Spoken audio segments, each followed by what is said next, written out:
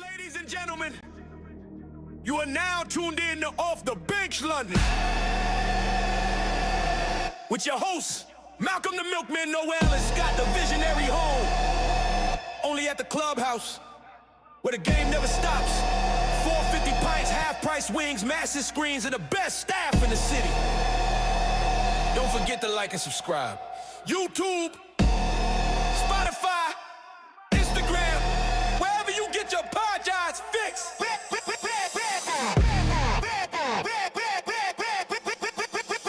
Yeah, look, we the boys that been running the town, don't debate that. Giving out jerseys like blessings, you can take that. Every Monday night, that ritual for sacred. Big screen dreams, we made it out the basement. Off the bench, London, we up now. Pints in the air, feel the hometown sound. Talking life, hustling them game situations. Built from the grind, pure dedication. Ain't no gimmicks, it's love and foundation. The clubhouse vibe, that's a London celebration. We talk sports, life, motivation. Every drop of milk, that's innovation. You're rocking with Off the Bench London. Brought to you by 100 Kellogg Lane, the clubhouse, where London comes to watch the game. Now let's get into the show. Cue the whole vibe.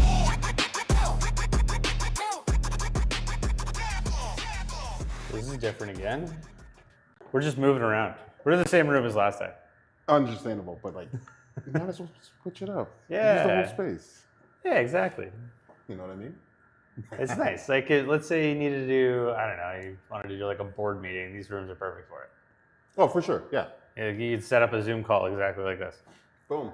And like, obviously this week we got You the could do Jordan a Love show. presentation of the Jordan Love concussion show. We'll see if he plays next week in the do or die game against, who are they playing this week coming up? It'll be It's the Packers and the Ravens, and Lamar Jackson might not play, and Jordan Love might not play. yeah. Micah Parsons is out. It's weird. Sad. Like, They set these up at the beginning of the year, and you think it's going to be really good, and then some games you're just like, well, that one sucks. yeah. It's like it's Like other games have played out, for ended sure. up being amazing. I think we're almost getting to the point where like, You pull up random stats and like, it's like when they pull up narratives like, oh, Josh Allen has always beats the Chiefs during the season, but has never beat them in the playoffs. They played twice during the playoffs. They played like 3 times during the season. Yep. It's not like the sample sizes aren't that big for the narratives that they build, you're not wrong. which gets a little out of hand sometimes. But I don't know. I find this year they've tried to spoon feed a lot of different narratives like that, though. Well, let's be honest. Like at the start of the year, we were all talking about Micah Parsons and Jordan Love. You know, they're going to win a Super Bowl because it's his 28th birthday year. Every quarterback in Green Bay has won at the age of 28 as their first Super Bowl. So, like, you have that narrative. So, like I was saying, like last week, like it's starting to turn into like the WWE with the storylines because it draws money. Well, then they're talking like Mahomes tore his ACL in his 8th year after winning 3 Super Bowls, 3 Super Bowls, just like Tom Brady. just like Tom Brady. So now he's going to have a down year next year, then win a few more, just exactly the same. But like they're just projecting and they're like pulling at like. It's easy to go back and look at the numbers and be like, well, there's some similarities in this, but like, it's not the same. Well, is it really getting to the point where it's like, is it becoming narratives or coincidence? It's true. Sometimes it feels a little pushed. Right. Like, sometimes I get it. Sometimes it is a coincidence. But there's so many numbers in sports that like you well, can it's a numbers pull- game. It's all about the inches. 100%. It's 100% about numbers, and that's why everyone gets so mad when the refs blow a call because it's a game of inches and you're giving them feet, Yes. yards. Yeah. It's sad right now because like even with the narratives and like we've been saying like this for the past few years with like every year that the Super Bowl logo shows up. Oh, it's those two teams that are going to be there. Like I can't remember what the colors are this year. I thought it was purple and red. Well, we definitely know purple's not making it because both Minnesota and Minnesota and Baltimore are definitely not making the There's a chance. I'm sure there's another color. They squeeze in just enough colors. Yes. But let me double check. It is.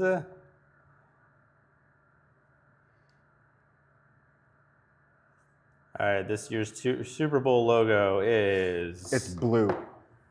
Blue, Well, yellow, red, blue, Pink. pink, purple, white. All right, so we're playing it Green. now.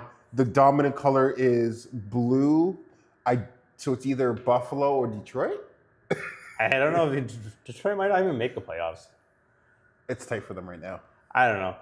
I think that they heard that narrative and just threw a bunch of colors at the wall and were like, these are the most popular colors in the NFL. Or it's going to be like the mixture now of the two colors is the Super Bowl winner. Another narrative, another thing that people, and you're right, it is about the numbers when you pay attention to it. The more you look into anything, you can, like, that's why there's so many conspiracy theories out there, because you can dig into everything. And you're like, listen, not everything is a conspiracy theory. Sometimes it's just a coincidence. I kind of want to say something right now, but it might get us banned. Oh, God. Because, like, you can find some truth in everything. Flat earthers are still around. How is that going to get us banned? Hey, because there's tons of flat earthers out there. Well, They might report this podcast now. we're not saying they're wrong. We're just saying they're not We're just right. rounding out the whole situation. Yeah. You don't know. Maybe this will end up in their algorithm now, and they'll become a subscriber because they heard you say flat Earth, and they're like, "That guy gets it," even though you're saying it's. They don't really listen to logic, so it's fine. Oh, let's not go into there. I would love Kyrie Irving as a subscriber. That'd be sweet. Yo, if Kyrie, I would love to get him on the show, to be honest. Would you? Yo. So it's crazy to think, right? The narrative is, this is our second to last Monday. Next week's our last Monday. It's not a narrative. That's a fact. Yeah. Second last Monday.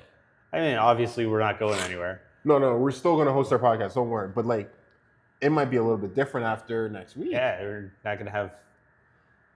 We won't have jerseys to give games. away. Yeah. So on that note, next week, it's the last week we're giving jerseys away. But on the positive side, we have Super another Bowl narrative coming for you. up.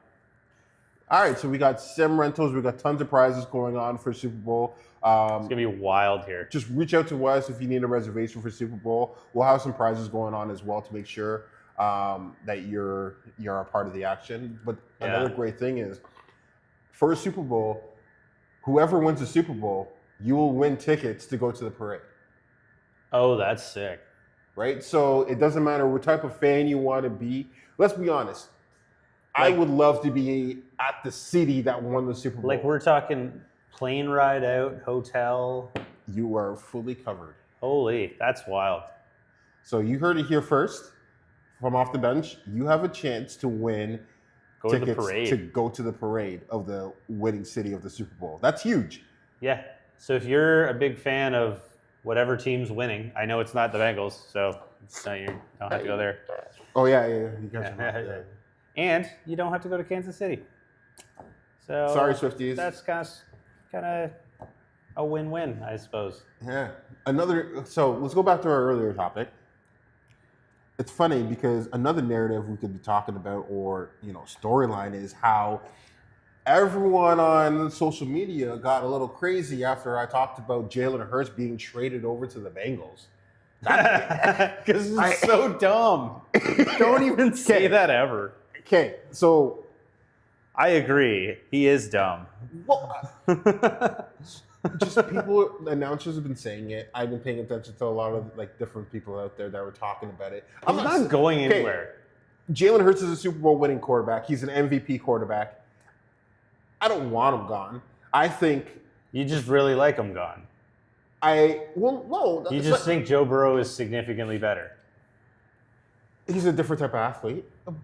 I think when it comes to the Philadelphia Eagles, though, it really does come down to dysfunctional in a proper way. I look at a lot of different teams in the NFL. Dallas Cowboys are another dysfunctional team, but they're dysfunctional for the sake of being dysfunctional. Another one is the Steelers. For some reason, wide receivers in Pittsburgh are what's it Crazy? You know, It just makes them go insane. yeah, it's like something in Pittsburgh's water or something makes wide receivers go crazy. I feel like sometimes it's because Tomlin is like, yeah, I can keep these guys in check, and then he does, but also doesn't.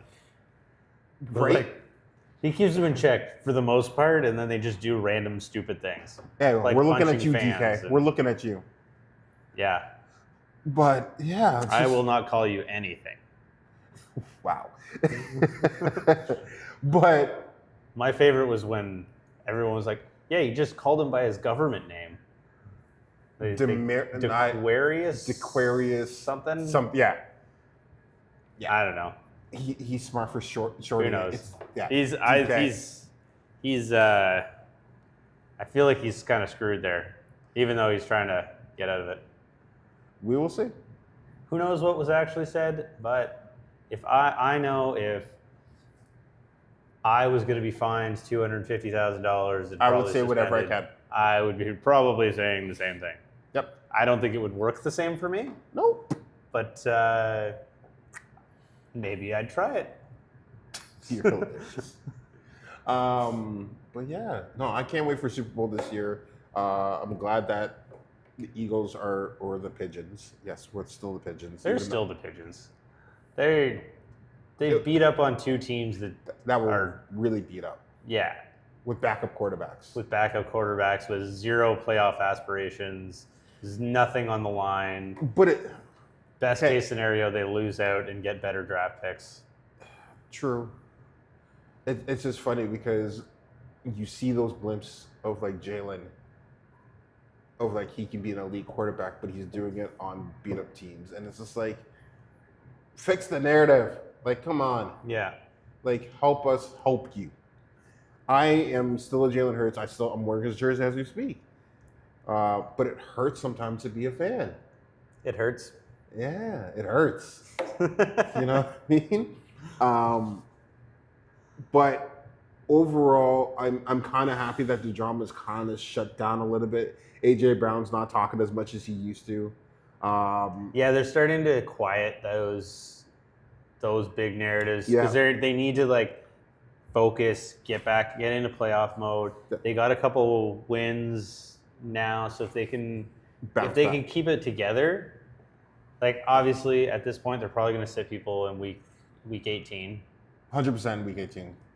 But Week 17 they'll definitely try to do a little bit of a push, but not hurt anyone yeah, exactly. because They want to get the momentum, but they don't want to get anybody injured. it also depends on where seeding works, right? If they lose, where they're going to fall in the seeding and so forth. So that might also change a few things. Yeah. I'm really looking forward to next week when we do this podcast, so we can talk a little bit more about the seeding and so forth, because that's going to bring up another narrative, Oh yeah. right? Because there's going to be a point where we're going to be like, is this Buffalo's chance to win the Super Bowl because they have the easiest road?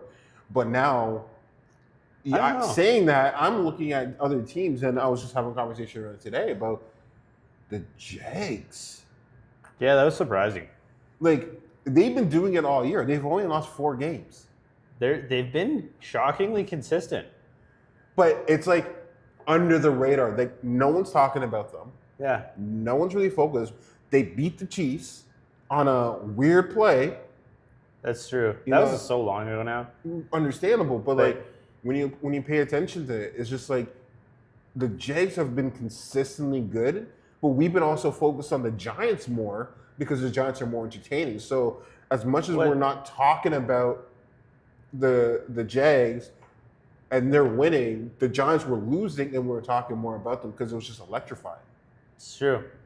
I feel like some of it is that whole small market, big market thing. Oh, don't say small market for the Jags. I know. Well, it's true, though.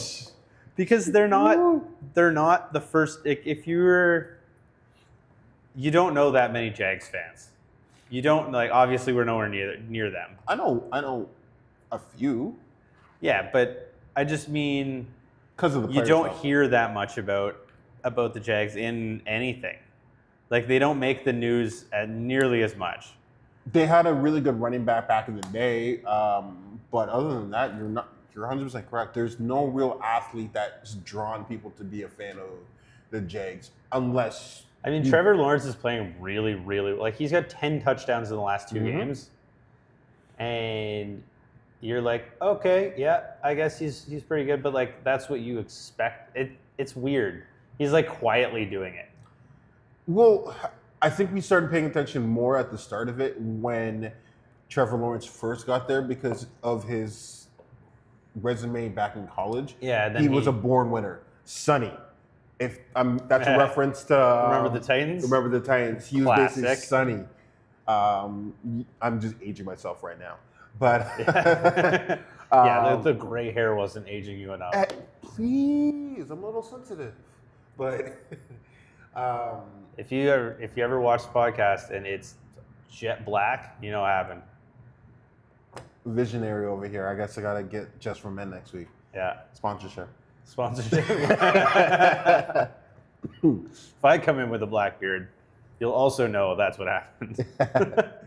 But yeah, no, it's just like, there's another storyline. Like we know Trevor Lawrence came from Clemson and was a national board winner. Yeah. Won, comes to the Jags and barely is winning. Patrick Mahomes goes down. This could be another passing of the torch. I'm doing the asterisks because I feel there's like so he many had a different few rough timelines. years. Like it's been a long time coming. The Jags being good. Yeah. Okay. Like they've needed it, and like they've been moving in and out of like off players. And, like they finally got some nice receivers, and like ATN's finally bounced back, and he's playing well again. Yeah. So I don't know. It's nice to see.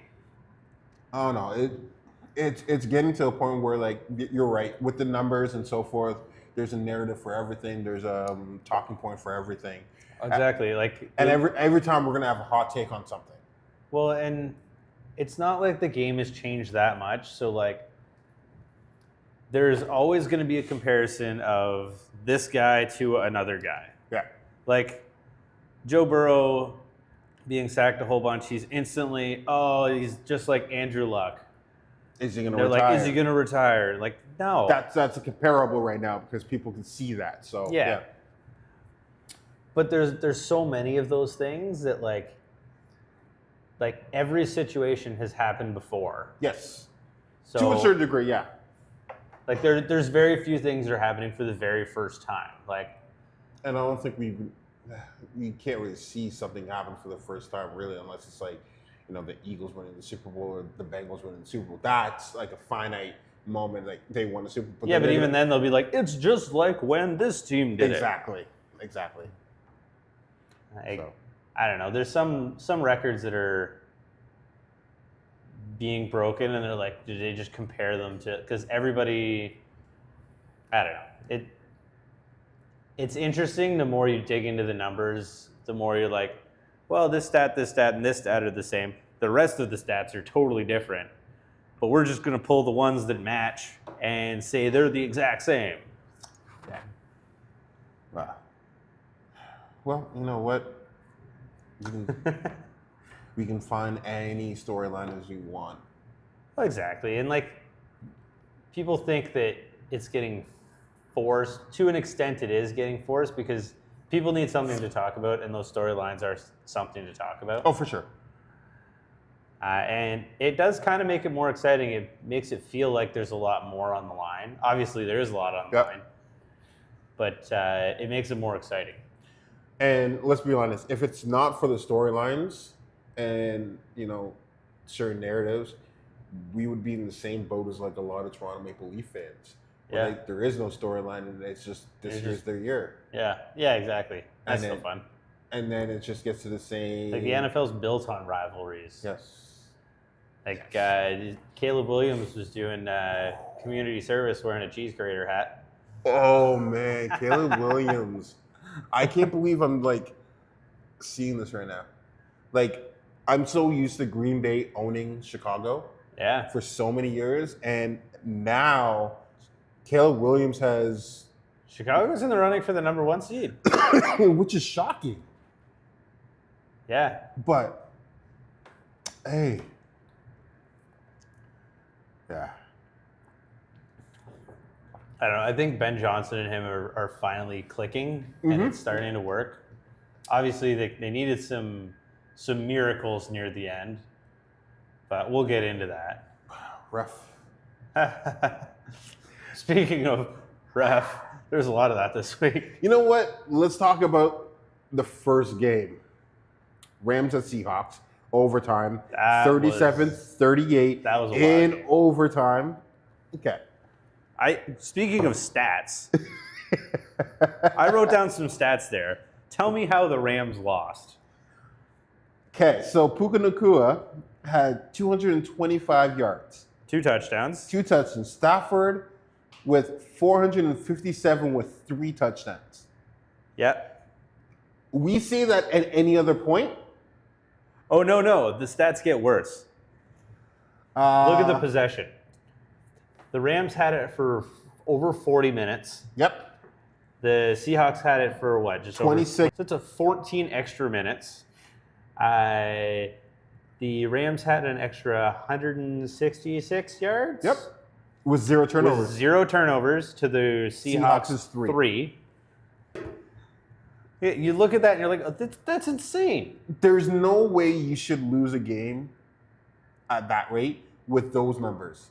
Yeah. Like an extra, like, especially with losing in overtime by a minimal amount. It's crazy. It's crazy. Like, But- I don't know. I can't imagine. Stafford's looking like an MVP, Again. but one of the biggest qualities of an MVP is finishing those games, which kind of sucks. Obviously, they were missing Adams this week. Which was very significant. Yeah.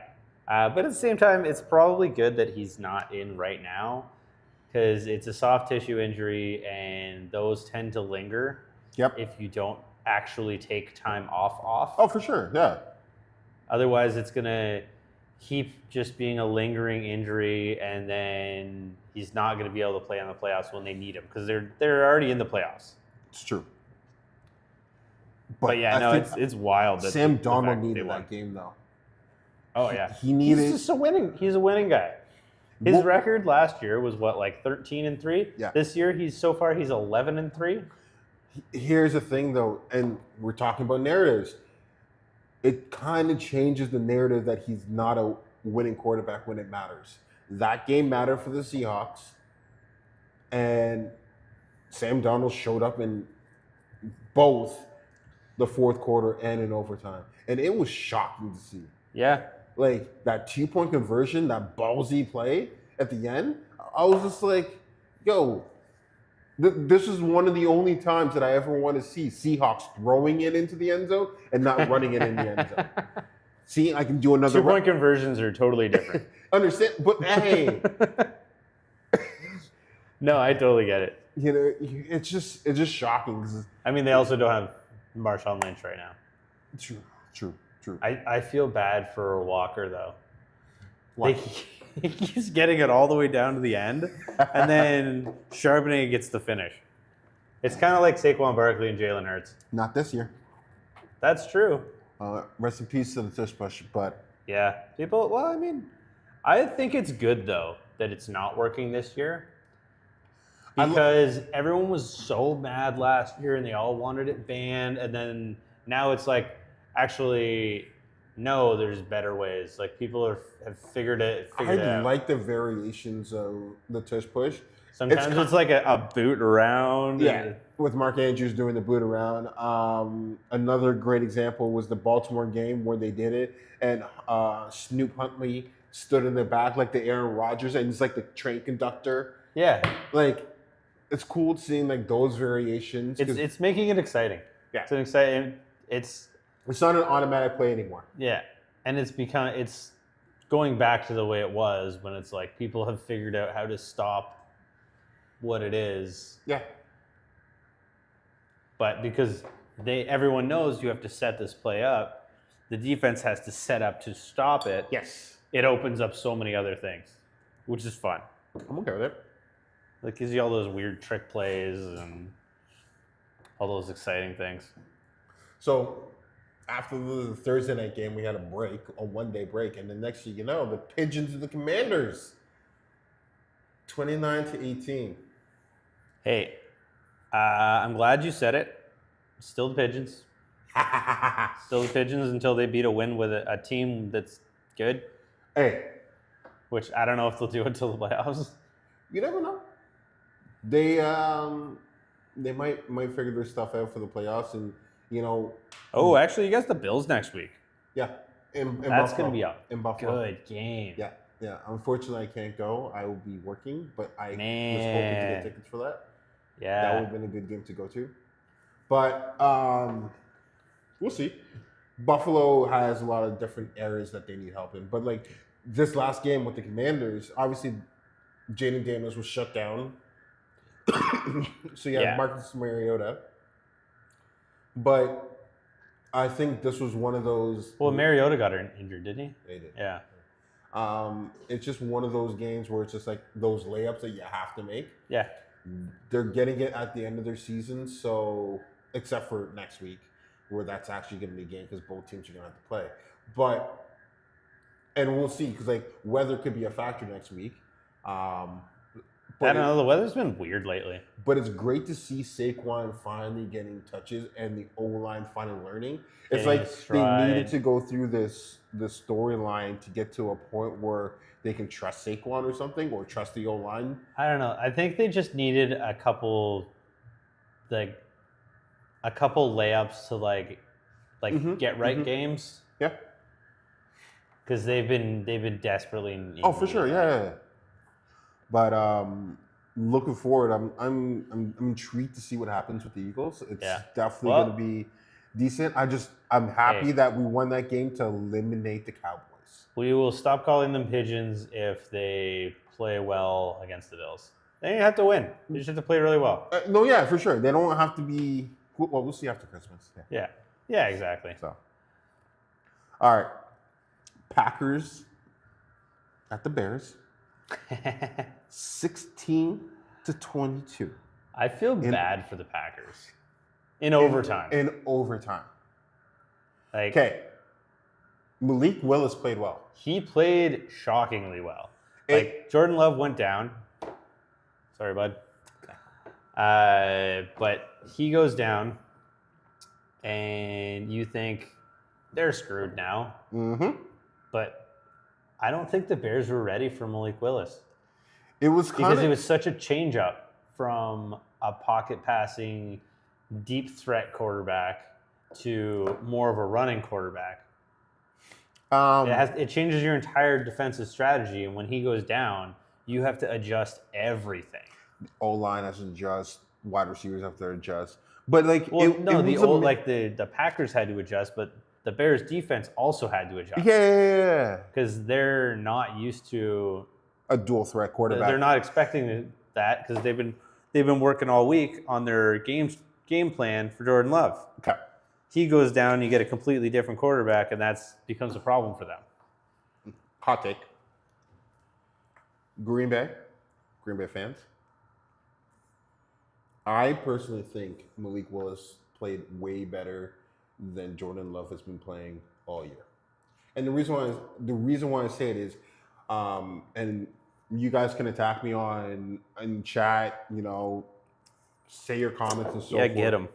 I'm hitting you with a hot take.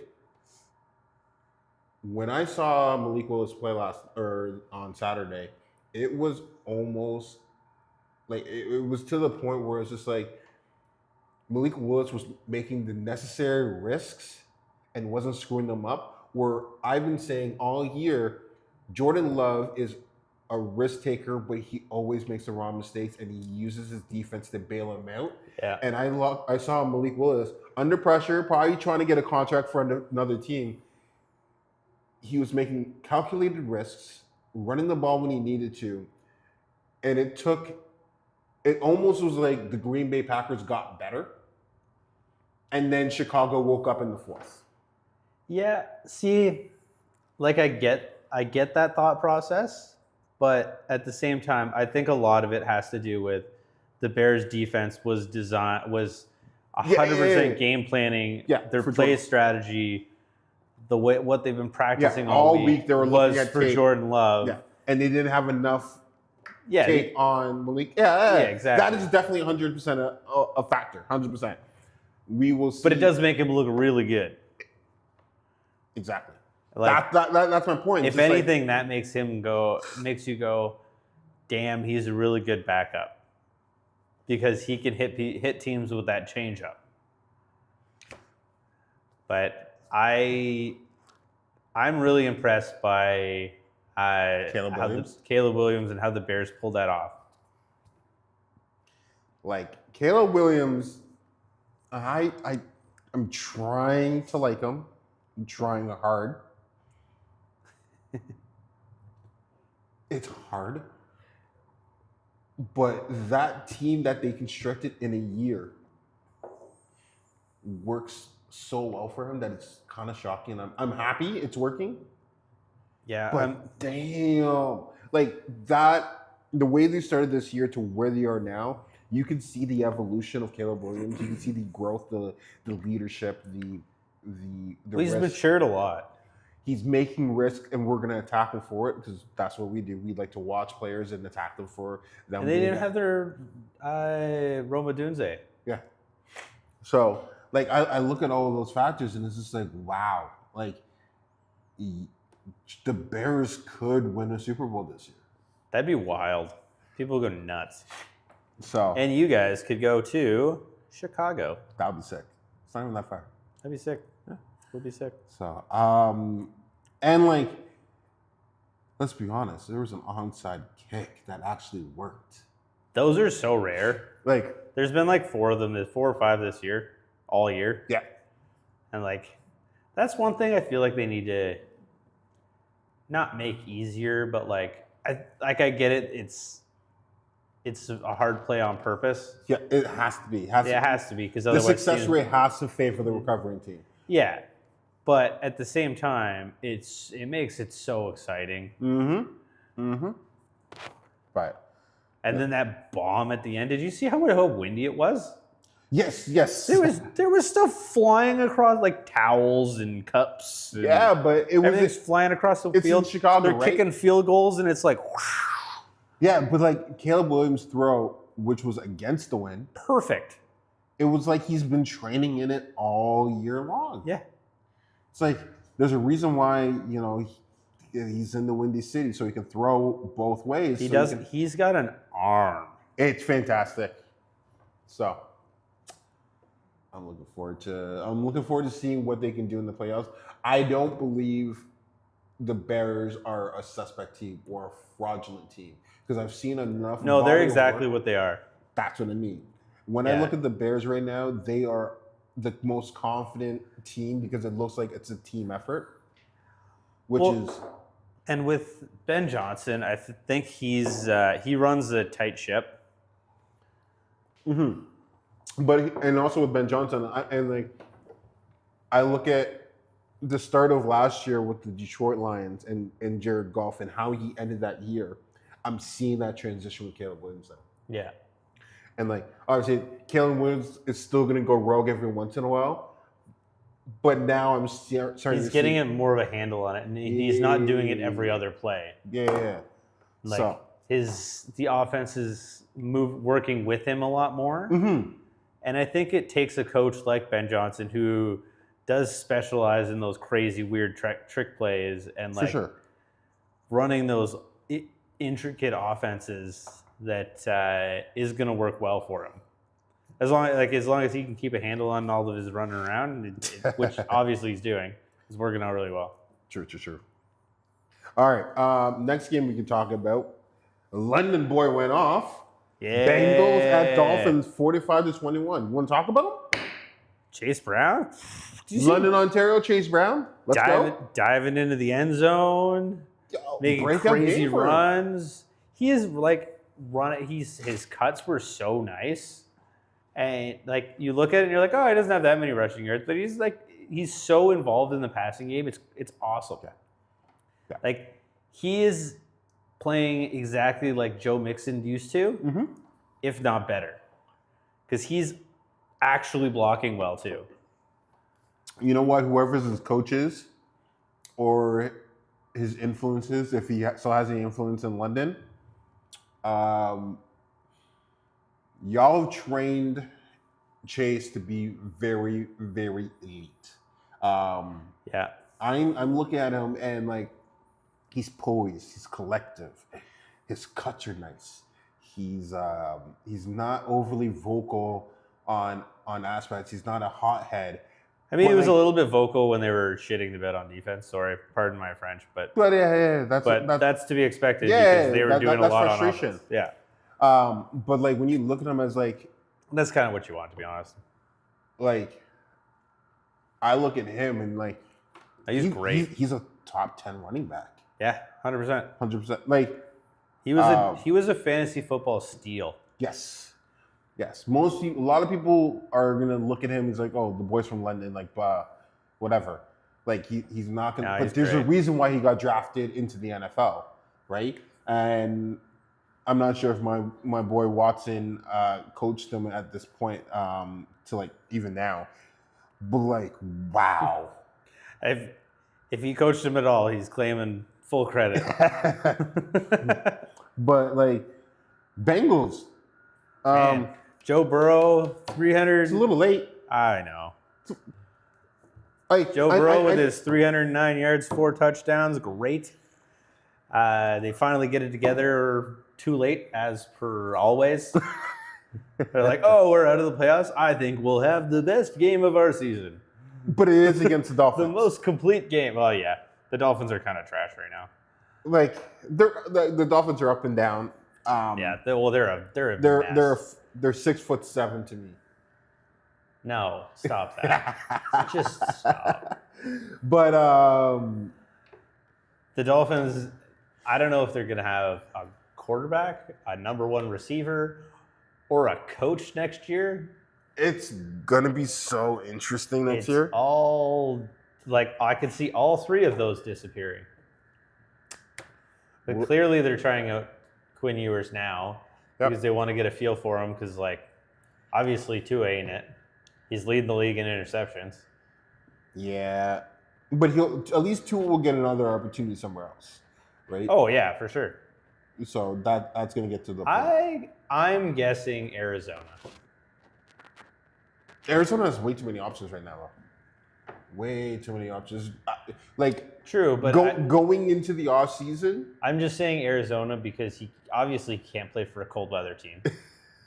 So like Pittsburgh's out. yeah. Vikings out. Anything north-ish is out. Like no New York teams. Nope. Like Patriot. Nobody needs them. No. I'm trying to think who else would need a quarterback at the end of the year. Maybe the Falcons, but like I don't think so. Falcons aren't going to get rid of No. What's his name, Kirk Cousins or Michael Penix. No, because they need both. Yeah, they need the 2-headed dragon. Like they're Stuck in limbo because yeah. Penix keeps getting hurt. He's torn 3 ACLs over the course of his career, and Kirk Cousins is getting older, but obviously he can still put it together. You know what? Yeah, it's just one of those things. But I don't know. It's there's a lot of movement that's gonna happen through, like the off season is gonna run through the Dolphins, right? Everything's gonna happen. We're gonna see a new wide receiver. Maybe DK gets traded or pushed down to Miami to get out of Pittsburgh because of that situation. Because you don't want toxicity around your team. They might push him. Dolphins might take that opportunity. Well, he's not going to Detroit. Yeah. Whew.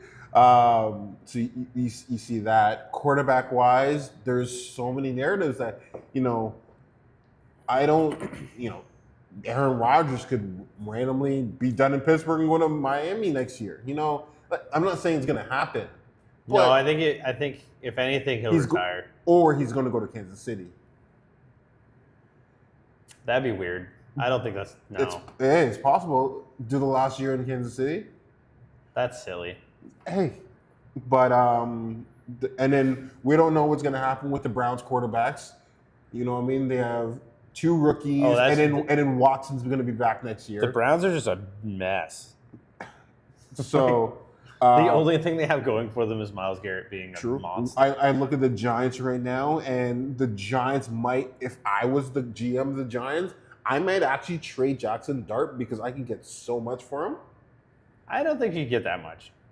For the amount of electricity that Jackson Dart's brought to the Giants. But it only depends if Jackson Dart and Cam Scatterboo have to be on the same team together for the Giants to be successful. Because they can rebuild a lot right now if they trade off with Jackson Dart because of the promise he's doing. I also see Minnesota dropping off with JJ because the type of year he's had, you know, I see that, and maybe it may not be a great fit. Obviously, we know the Chiefs are down a quarterback with Patrick Mahomes. They might pick up a veteran quarterback to fill in for the spot for Patrick Mahomes. You know, Cardinals, Jacoby Brissett, he might need a new team because they might find a new rookie. If anything, I could see Jacoby Brissett moving to be. I could actually see him going to the Chiefs. But there's just because he's a very good interim quarterback. He's not a franchise quarterback. And the Chiefs know they have a franchise quarterback. But they just need an interim. True. Here's another hot take, though. At the end of the game last night, at what point do you, as a GM and a coach of the Ravens, make the call that maybe you can't win with Lamar? I think he just isn't healthy right now. He's not. No, you're right. He's not healthy right now, but it's been year after year after year. This was... Okay, but that's not fair. He's played so well. No. I'm not discouraging that he hasn't played well. I'm 100% saying he has played well. This year was an anomaly. He got injured for 4 weeks, was out completely, didn't play. Last night he got hit in the back. Yeah. We also see Derrick Henry, the decline of him, unfortunately, basically fumbling every single game now. Yeah. You know, Zay Flower, the leadership there is not any better because he keeps dropping the ball at certain points. Great wide receiver, drops the ball. You know what I mean? Fumbles it. Mark Andrews doing a horrible lateral that was intercepted. That was so bad. And it should have been an interception even if it was forward because it left his hand. It didn't hit the ground. So even if it was forward, it should have been an interception. Yeah. But then the ref saved them again. Yeah. So I'm looking at it as to say, you've designed the Ravens to a certain point where they are more, their identity right now is more offensive than defense. I growing up, remember the Ravens to be the defensive team. Yeah. The defensive juggernaut. It's now the opposite where that is an offensive team. And I'm getting to the point where I'm looking and saying, yes, Lamar is an elite athlete. He is an MVP quality quarterback because he's won it. Yeah. But at what point do you look at it and just like, we can't keep going in this motion? Yeah, I get that you need to change it up at some point, but when he's healthy, he is a top 5 quarterback in the league. Okay. You're not going to trade off of him because what are you going to get that's better than that? But that's my next point is it's turning into the Bengals. Yeah.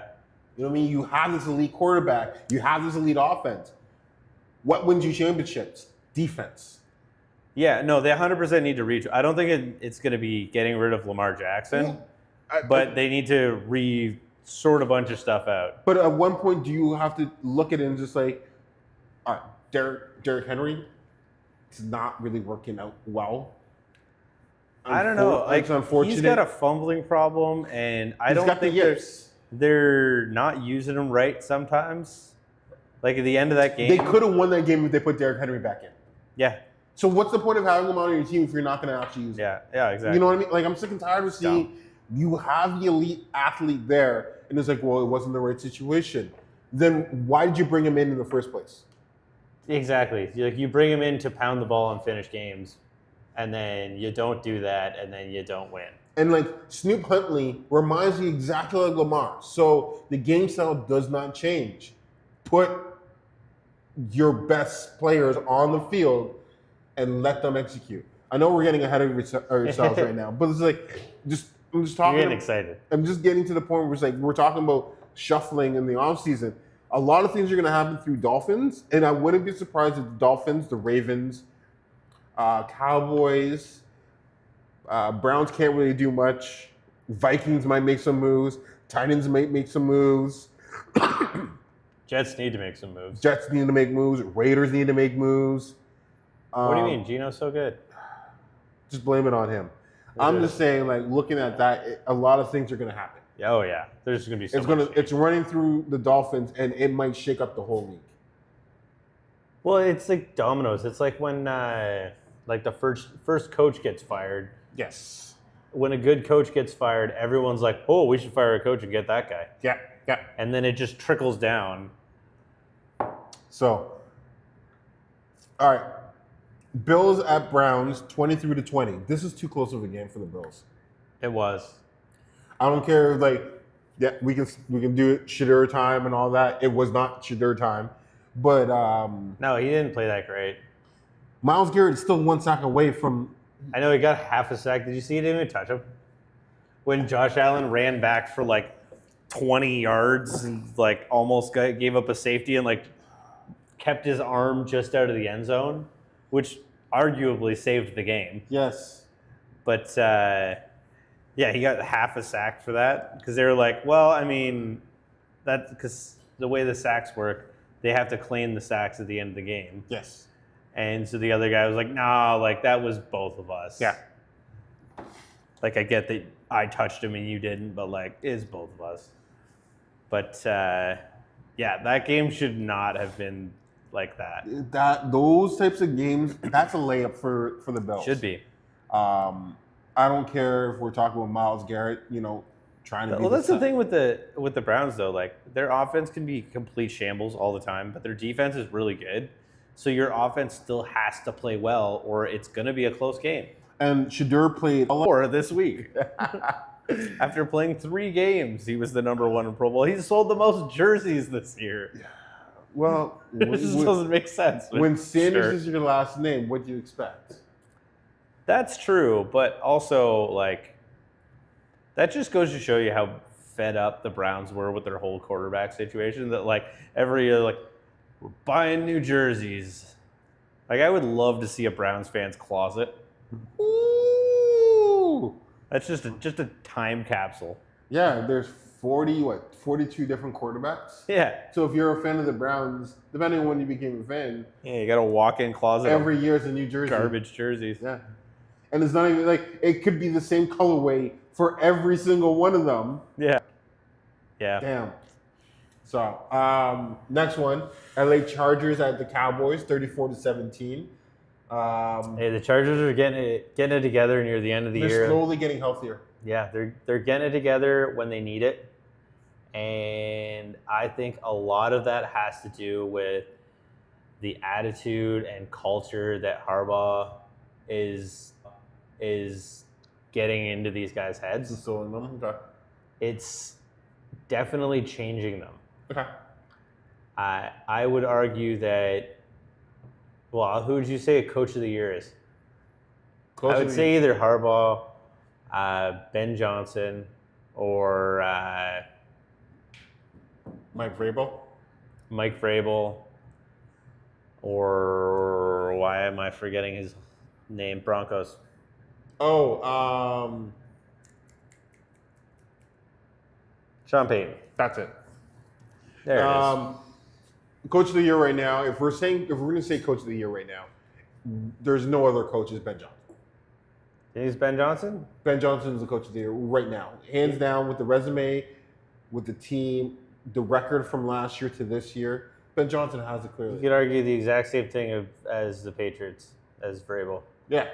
But also Vrabel, like the Pats wins, they have had a very easy schedule. Like arguably the easiest schedule in quite some time. I'm also looking at who the Bears have beaten.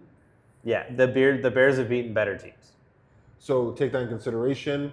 I'm leaning more to Ben Johnson being coach of the year. Obviously, we have no say in it, but looking at it, Ben Johnson is clearly it's very similar situations. New head coach, second-year quarterback, went from a terrible record and last in their division to near the top of their division. The other thing you can say is Mike Vrabel could win it because we know his effects on defense as much as it's on offense. Exactly. So, but yeah, I mean, it'll all depend how the year ends, really. Oh yeah. But yeah, Chargers are. But I think a Patriots Bears Super Bowl would kind of be neat. Just for the coaches. I mean, obviously we've had enough of the Patriots in the Super Bowl, but it's been a bit. It's like, one dynasty closes, the other decides to come back. That's what I'm saying. So all those Chiefs fans can dust off their Patriots jerseys and head over to the clubhouse to win tickets to Boston.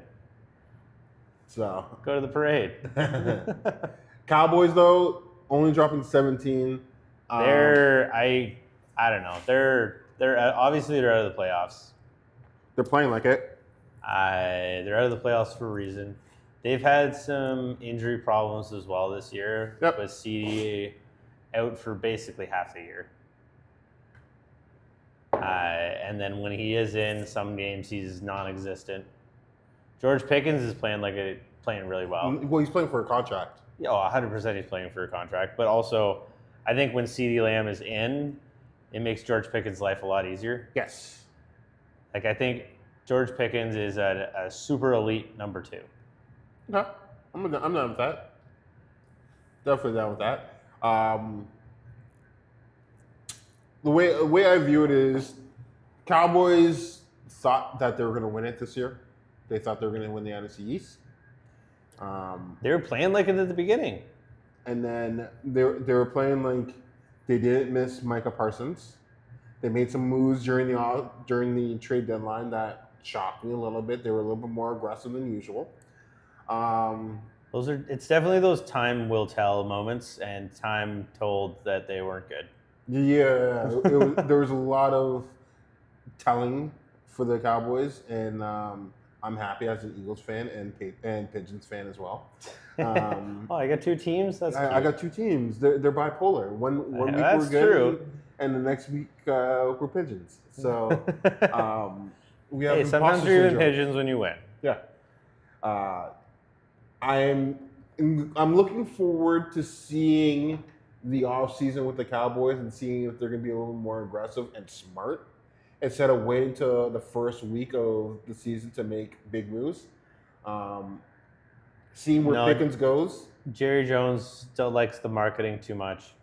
You're right. Stupid and hurts your team, but he likes to do it to get people hyped up for the season. He likes to do it right at the end. But I think this year kind of kicked him in the... Oh, yeah, 100%. They might change it up, might do some moves early on. It would be smart to do some moves earlier on. The only big move he has to do is Pickens. Just sign him. Well, yeah. We'll see. Jets at Saints. That's a game people for sure watched. You think people actually watch that? No. Let's be honest. 6-29 for the Saints.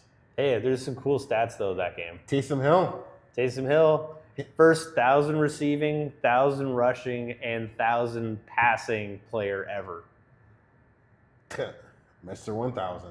That's kind of wild. Also, the Jets don't have an interception this year. So I saw that actually today that there's this 2 circles. All the teams with the defense that have got an interception and defenses that have not. And It's the just one. Jets, It's the Jets. It's just the Jets in the middle with nothing. I was just like, okay, I'm sorry. I am so sorry. They've But had how do you they've had a go- few turnovers, but like, ugh. How do you go from having a great defense in Detroit, where like it was next man up, your defense was great in Detroit, had a little issues, but it was salvageable. The offense was great, salvageable. But the moment you left Detroit, we knew the offense changed to a certain degree in Detroit, and it's now working its way back up. But it almost like Detroit's defense got better the moment you left. So was it just smoke and screen that you were doing last year? Because your Jets defense is not doing anything, and you can't even say, oh, you didn't have the guys. You chose to go there for those guys. Yeah, I don't get it. So it's a culture thing. It's not necessarily always because you have athletes, you have professionals on your team, and this is the defense that you have, and you're a defensive-minded coach. Yeah, no, he's.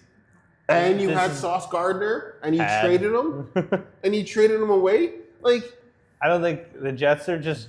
the Jets, The Jets. Jets, Jets. Yeah, I'm sure they'd spell that wrong too. Sure. Well, if it's the Philadelphia's mayor, then maybe. I bet you he could spell Jets. She. All right. Bucks at Panthers, 20-23.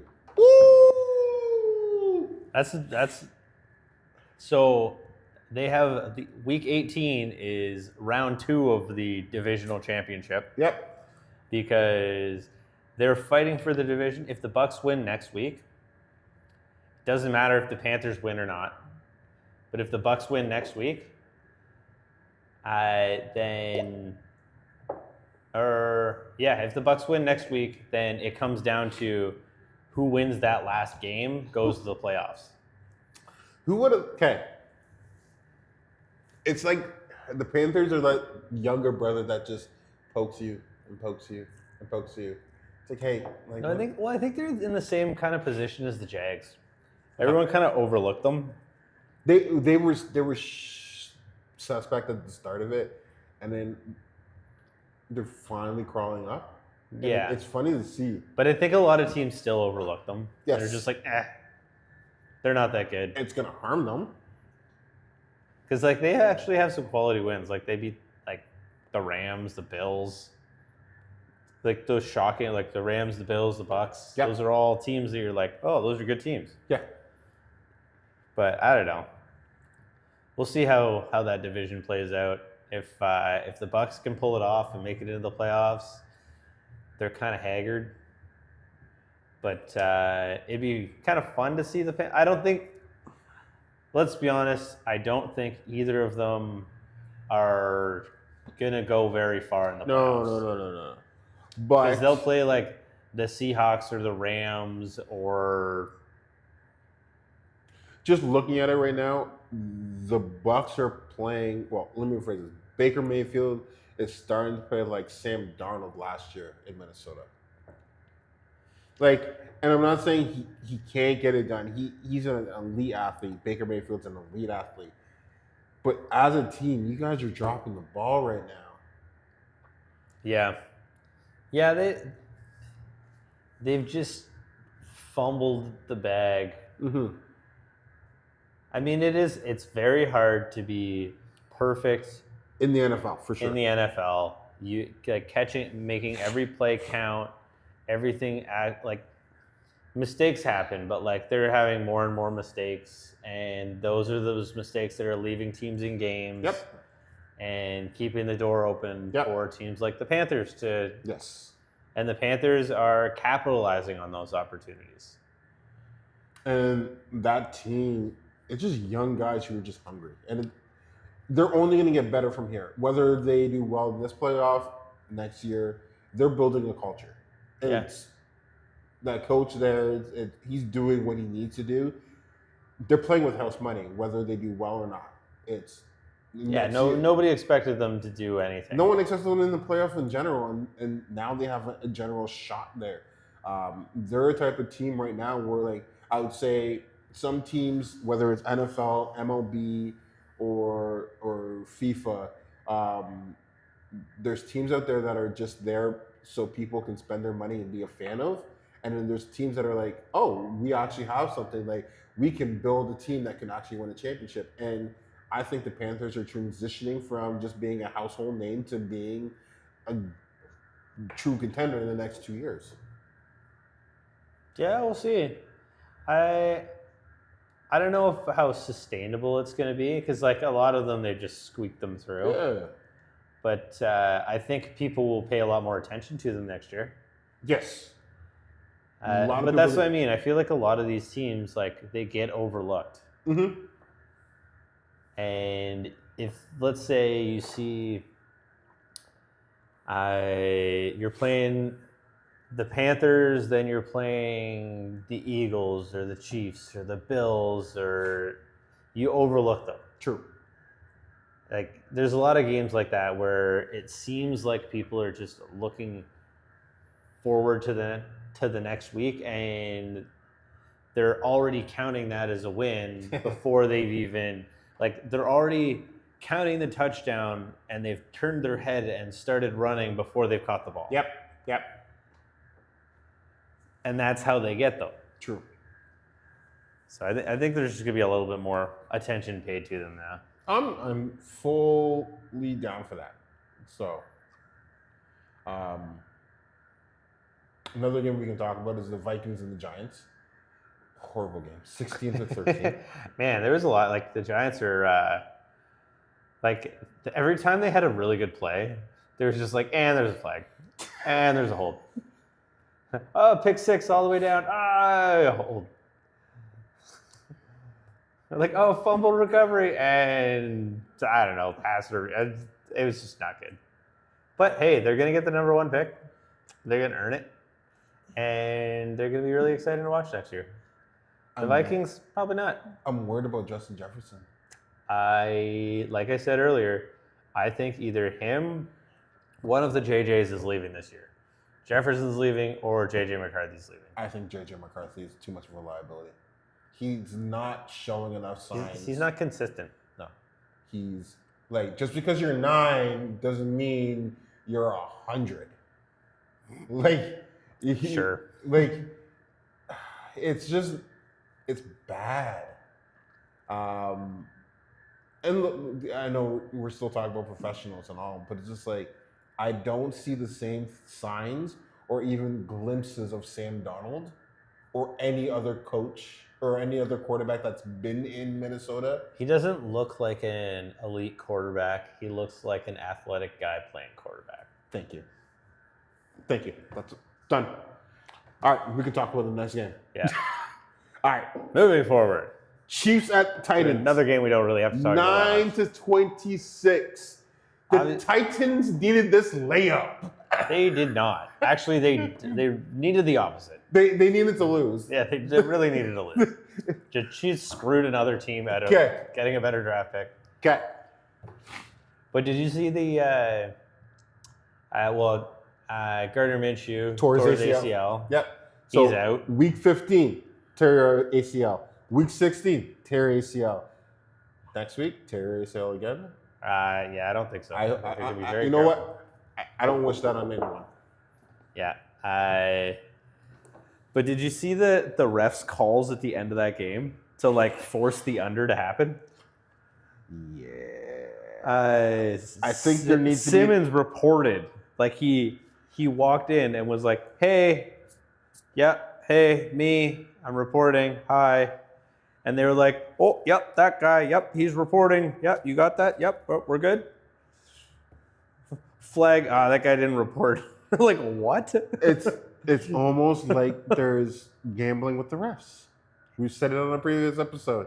It's almost like there's hundreds of millions of dollars on the line every game. Mm-hmm. And those little calls make a giant difference. Uh-huh. But yikes. Oof. I feel bad for Gardner Minshew, though, tearing his ACL. I do. He's such a good guy. Yeah, that porn star is... it's just, yeah, he's going to get screwed now. Yeah, well. And not even in a good way. But not in the fun way, that's for sure. Yeah. But hey, good for the Titans. It's good for those young guys to Get a win over a team that like I It- realize they're like It's a shell of themselves. Like they're a shell, they're reeling, they're looking rough, but at the same time, Yeah. at least you can still beat that team. Like it would suck if they beat you and you're like, man, we can't even beat them when they have absolutely nothing. Yeah. How could we ever beat them when they're good? Correct. All right. Jags at Denver, 34-20. That was a good one. That was a good game. I really thought Denver was going to win because I've been saying all year they just play well enough to the competition, I've been waiting for the shoe to fall for so long. and then like- Jags did it. They couldn't keep up. Like they actually got a lot of sacks. Mm-hmm. They still got 5 sacks. Defense is still there. They're still on pace to beat the 85 Bears in an extra game, but still. Okay. Which is surprising because you don't go, oh, the Broncos are an elite defense. Like it's surprising. But yeah, Trevor Lawrence has been playing out of his mind. I know we touched on that a little bit earlier, but like he's been playing out of his mind for 4 the TDs, no turnovers. last 2 games. Yeah. And it's nice to see, especially going into the playoffs. Yeah, because now it's just like we're looking at the Jags now in the playoffs, and like, yeah, we're always looking at Denver in the playoffs, and it's like, wow, it's just like this. The AFC is so different this year compared to previous years, where like I'm enjoying this. This is going to be a really good playoff for a lot of people. Yeah, it's going to be exciting and like refreshing. And yeah, because it's so unpredictable. No one knows what's going to happen in the AFC, and no one knows what's going to happen in the NFC. And seeing like teams like the Jags doing what they're doing, and they're doing it under the radar, people are now paying attention because Jags just made playoffs. Oh, how? Teams What? are like, oh damn, we got to pay attention to those guys. Yeah, let's look at their tape and so forth. So, Yeah, no, it's super exciting to see. Falcons at Cardinals, 26-19. Bijan Robinson broke 2,000 all-purpose yards. That's crazy. Yeah, That is crazy. he's So he's going to be first or second round picks in fantasy football next year. he's all right. He was like a 2nd-round pick in his rookie year. Yeah, he was that good. It was just the uncertainty of the quarterback. And Yeah, if the Falcons got it together, I think he would like if the whole Falcons actually played well, then he would be completely elite. Okay. I mean, he is elite now, but he would just be even better. Okay. So you say Bijan is elite. I think they click a lot better with Kirk Cousins because he's making Kyle Pitts good and what's somehow consistent. What's your opinion on Kyle Pitts now? Because I don't I know. said last week that you should bench him. I don't know, right? I know. It's such a crapshoot. Because usually what happens with Kyle Pitts is 1 week you play He's well, like, next week you play like crap. But the Kyle Pitts roller coaster right now, he's riding high. He's good He's against had he's had like 4 good weeks in a row. Like one was a crazy week, but like 4 weeks over 10 points in a row. yes. Like he's got another like 15 points this week. So like, And then, yeah. And then we look at the other side of the ball. It's just like, well, we know Cardinals are going to need a new quarterback. oh, the And- Cardinals are a mess. And unfortunately, Marvin Harris Jr. has been He's been a big letdown. there's no signs of him playing well. There's flashes of it, but then there'll be a big flash of it, but then he'll like drop the ball. But like he's not even like he's not an elite quarter or wide receiver. No. He's just adequate. I like don't think he's a 1. He's not even a 2. Yeah, I would say he's a He's a He's- glorified slot receiver right now. Yeah. And I love slot receivers because they're underrated. He's wide receiver 4 when you need him. Nah. I think if he was a number 2, he would probably look a lot better. Okay. But unfortunately, they don't have the same quarterback situation. True. Like Jacoby Brissett slings it, but like at the same time, he's not an all-star. So the ball placement isn't exactly where it needs to be. So he's having to make a lot of these different, It's true. It's true. harder catches than they need to be. Yep. But he's not playing to the way everyone was expecting. Also, he had his appendix removed? Yeah. Yeah. So like mid-season, which kind of sucks. But oh well. Good old Falcons, always sending us upsets, but Falcons are just playing spoiler. it's true. But then Well, I mean, I guess not spoiler because the Cardinals didn't really need the win and kind of just. Well, actually, they're playing spoiler now for the Rams because Facts. the Rams have their draft pick. yes, yes, like that. All right. That makes it exciting. The next team I'm going to talk about, their jerseys are perfect for this week. Raiders versus the Texans. Those are the most Christmas jerseys. Man, I love those ones. Those are Those red helmets are fire. Mm-hmm. I like that. Raiders dropped 21, Texans 23. That defense is fire. What's going on with that offense? Nothing. They do not have a running back. Nope. And they had, I don't know. They had who's their number 2? He was playing really well last year, and then he blew his knee up. Nico? No, not Nico. That's gonna bug me. Give me a second. I'll figure it. But no, they're just not. Their offense is just not good. Their defense is incredible. Defense is a shocker. Yeah, it's playing so well. But their offense is just not You're thinking of Tank Dell. Yes, Tank Dell. Or Jaden Higgins or Jalen Noel. No, I was thinking Tank Dell. Okay. But their offense is not doing anything. Like Nick Chubb, he's been in and out, not playing well. Woody Marks is taking over the number 1 though. Yeah, but he's not even doing anything. It's true. I know they have Mixon sitting on the back burner because he hurt his foot doing something stupid. Yep. But we'll see what happens if and when he comes back. That could be a game changer for them. It might bring some consistency back to the offense. That's what they need. But then the Raiders are the Raiders. Like Tom Brady just collecting a paycheck for being part owner. Yeah, the Raiders are just It's fireside. New coach, new quarterback, new culture.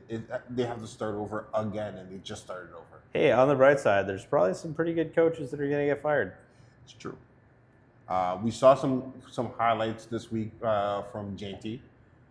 JT played kind of. Yeah, he was playing pretty decent. Yeah. Like he had one catch and run that was pretty good. Yeah.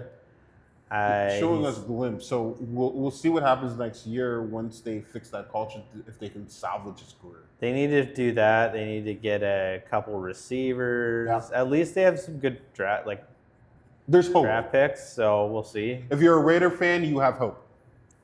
Not like a lot of hope, but like there's hope. There's hope. You'll be like you'll be one of those brand teams where like you're there to be a good fan and enjoy the players that you do have.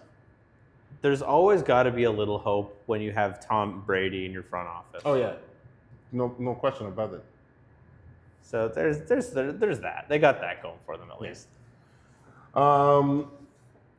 Steelers at Lions, 29-24.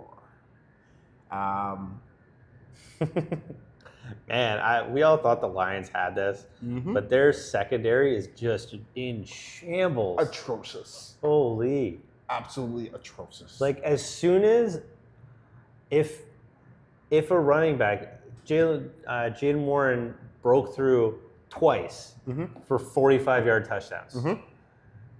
As soon as he gets through, like DK blocks 2 guys at once after punching a fan. We won't really get into that, but yeah. Whew. That ref though at the end of the game calling saying it was a touchdown. What a tease! However, what a tease! However, don't do that to us. It was not a touchdown due to the fact that there was a pass interference on the play.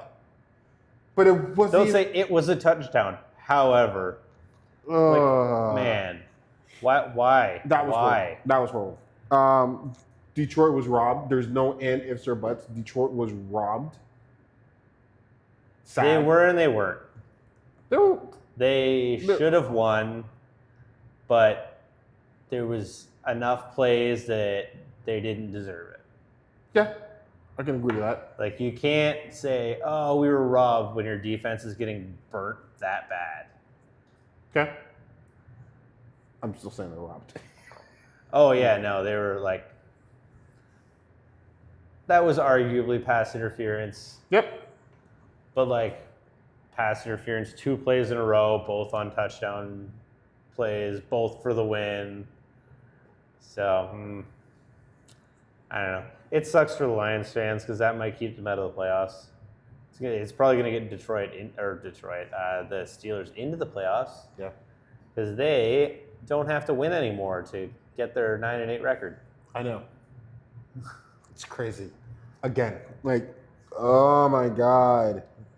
Tomlin's doing it again. Just doing enough to get into the playoffs and having The a win. sky is blue. The government wants their taxes, and Tomlin will get 9 wins. This is why he will never be fired. I don't know if they lose the next 2 games, which is totally in the cards. Possible. Yeah. Then they lose in the first round of the playoffs. I still think he's gone. You could put some money on the side about it. Yeah, I honestly think the Steelers fans are getting fed up with 9-8. Yeah, but Like, yes, you don't have a losing record, but how many wins do you have? huh? Yeah. No, I don't know. We'll see. Because sometimes the roller coaster is a lot more fun than a we won't know though. flat road. We won't know until what happens for the rest of the week when we find out about DK. Right? Until we know if he's suspended. I feel like he's suspended for at least a game. If he is, he punched a fan. He might get longer. Yeah. We don't know, but without DK, we see Kenneth Gainwell's stock going up. Yeah, he's on my fantasy team. Nice. But we don't necessarily know what happens when you take DK out because the focus goes away from DK, Yeah. and then Gainwell can get the looks, and then this person can get that look. I mean, he is a running back. I think it's interesting that they're all like, yeah, he's the best hands on the team. You're like, but he's a running back. Yeah, that's It's just crazy. a lot. Yeah. But I don't know. We'll see. Good for Aaron Rodgers getting back into the playoffs. So after a little stint in New York. Yeah. No, But- it's disappointing for everybody. We all had high hopes. But we can get to the game of the week. Patriots at Ravens. I would love to say that was actually the game of the week, but Yeah, I don't think the game of the week was like the first 2 games of the week. I know. But Patriots needed this win. They needed a comeback win. Derrick Henry is a shell of himself. Even after last year, like the fumbleitis that he's having this year, he's not. It's not good. He's not consistent. Zay Flowers playing reckless, playing like it's high school football when it's actually at the NFL. Obviously, we talked a little bit about Lamar Jackson. Yeah, he can't get it done, but it is what it is. But He's having a rough year. I don't think they're going to make the playoffs just because, and even if they do, I don't think he's going to play well. His speed dropped like, I think they said like 4 or 5 miles an hour. true. 1 second. But I don't know. The Patriots are looking good. Like, I know they haven't beat a ton of quality opponents, but you can only play your schedule, right? And if you can't beat the teams on your schedule, you end up like the Bengals, and you're out of the playoffs. But Patriots are still in line for number one seed, which is pretty exciting for them. They haven't done that in a long time. We'll see what plays out with the rest of rest of the season, whether the Bills can somehow get ahead of them in the standings. But I think the Patriots might win that division. Because, I mean, week 18, one of them is going to be playing the Jets and the other is going to be playing the Dolphins. So, like, we don't even have to count those games. No, you don't have to. So it just depends if the Bills can beat the Eagles this week. Otherwise, if the Bills can't beat the Eagles this week, then the Patriots are the number 1 seed. So then, talking about that, if the Eagles beat the Bills, not number 1 seed, but they'll win the division. Yeah, I know what you meant. Bills lose. Does that automatically make Mike Vrabel Coach of the Year? It could. I think there's a strong argument for it. I think it's going to it's going to one of the 3. Okay. 3 or 4. Vrabel, the Bears, Ben Johnson, or Harbaugh. Okay. Because all 3 of them have done a lot. Okay. I feel like there's another coach I'm thinking of who's had a crazy year. But no, I think it's those 3. They're the big ones. And we know, because we know who's getting fired, but we also know We know who should get fired. Yeah, Kevin Stefanski. I still think it'd be good if the Bengals dropped Zach Taylor and got Stefanski. Yeah, because then Stefanski's going to coach like he wants revenge on. Yeah. Okay. Yeah, that'd be sick, and he can make I'm not defense against that, but we'll see. Yeah. Cool. Be interesting. Very interesting. All right. So with that being said, we have the 49ers and the Colts.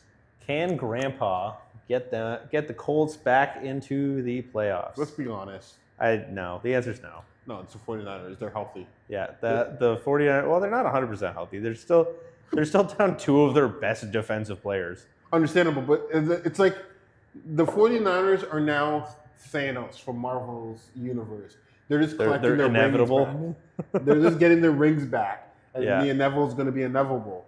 The 49ers, they're just slowly coming back. It's a culture. It's how they operate. It is. We know that during the season, they are going to be an injury-ridden team.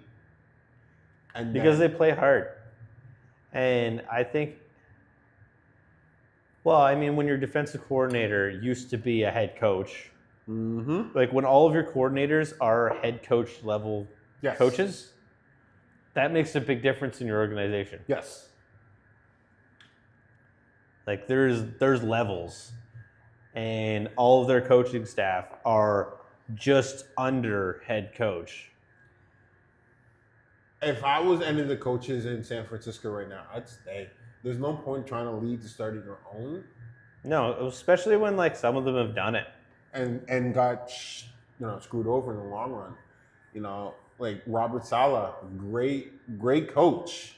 Yeah. He just decided to go to the Jets. Yeah. The That Jets was your are decision. black hole. Jets are just one of the teams where you go to end your career, unfortunately. Yeah. So well, at least he could suck it up and go back to San Francisco, who welcomes him with open arms and are like, yeah, you can run our defense. Yeah. So because you somehow got to a handful of wins with the Jets, which is obviously not good. Well, it just also shines light that maybe the Jets were wrong when they fired Robert Saleh, and it was actually Aaron Rodgers and that culture. There was a lot. There's a lot more issues going on, but for me, I think the 49ers are definitely going to walk over the Colts, even with Grandpa being the quarterback. Hey, it's nice that at least he can coach Anthony Richardson. That's a key thing. He has that overall. Like I get that Daniel Jones is there, but Actually, the score right now is it's tied. 14-14. Mm-hmm. That's kind of wild. Well, for my picks, I just need 49ers to pull through, and then I should win. Ooh. So Oh, actually? yeah, I Oh, only got two well. wrong. The only two games I got wrong were Denver and Detroit. Wow. That's why you're so mad about those games. Yeah, I had every other game correct. I picked Seattle because I thought Seattle was going to actually win it against. Crazy. So, yeah, I will have a really good week this week. All right. Here's on you. So, other than that, anything? Well, first off, let's say Merry Christmas, Happy Holidays to all our fans. Merry Christmas, everybody. This should be coming out right around. It'll come out tomorrow. Right around tomorrow. Yeah. Right around the holidays. Yeah.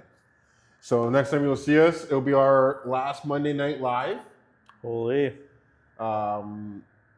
Last jersey giveaway. It's been a wild ride. Yeah, it's been, well, let's say it. It's been 16 weeks. Yeah. So we've been doing this for 16 weeks. 4 months. Hey, if it wasn't for going for 2, we wouldn't be here. So. Hey, shout out to those guys. Yeah. Shout out to Clubhouse. Yep. Shout out to Powerhouse for these delicious beers. Hey, every Monday. Every Damn Monday, right. $4.50. Also, fun fact, when in January, after we do our few episodes, it'll be nice to see us pivot a little bit due to the fact that we will have a lot more amateur boxers doing interviews with us.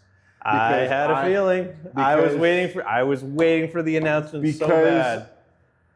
Heard first here on this podcast, I will be fighting, as long as everything goes well, I will be fighting May 3rd for another event of Punch Out MS, episode 3. Love it. So round 3 for me, if you know the reference. So I will be fighting. So I'll be doing a little bit more promotions with the Punch Out team to get them.